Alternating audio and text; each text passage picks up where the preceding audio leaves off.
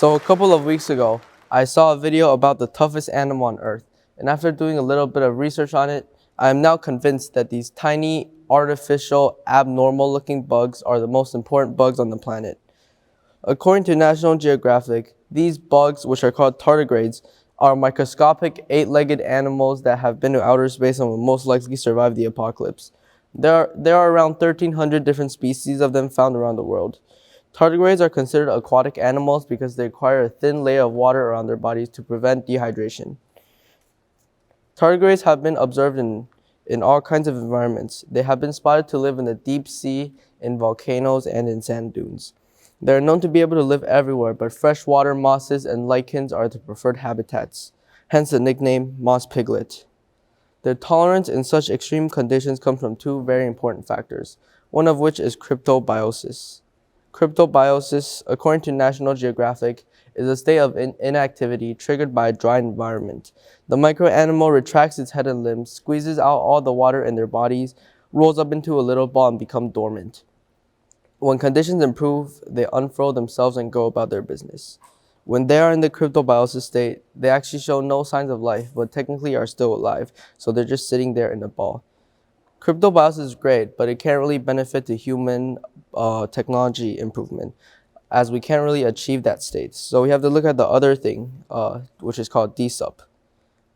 According to Uniprot, which is a database for all protein-related information, DSUP, short for damage suppressor, is a protein that can contribute to an organism's extreme tolerance in a harsh environment.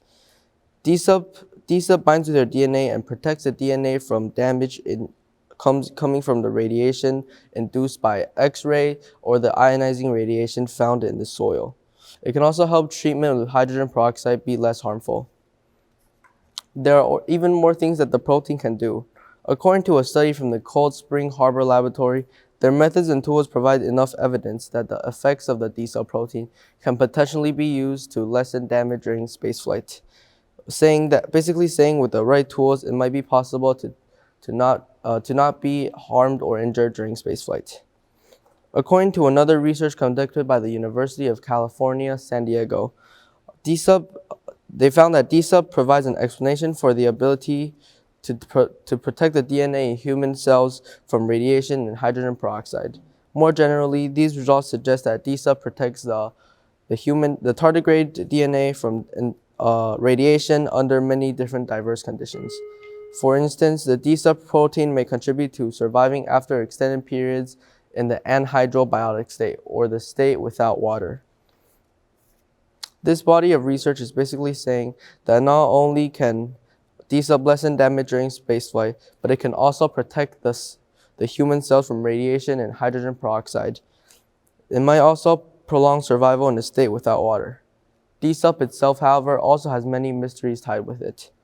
According to the same study, further analysis showed that we aren't quite sure about how we can bind the protein to our human cells, but I believe with more research and funding, we will find a way to do so, and it would impact us greatly.